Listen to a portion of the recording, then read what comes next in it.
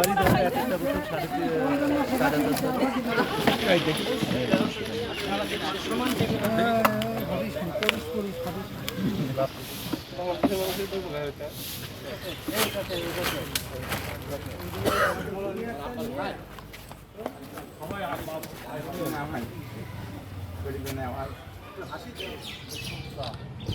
Camera শেষ নেই।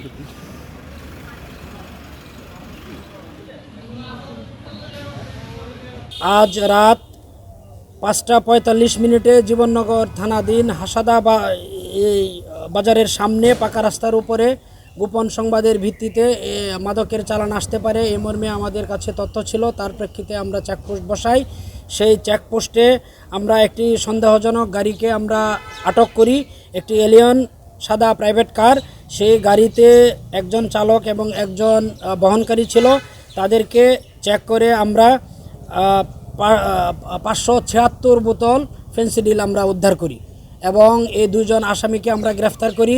এই মাদক পরিবহনের সাথে অবৈধ মাদক পরিবহনের সাথে ব্যবহৃত গাড়িকে আমরা জব্দ করি।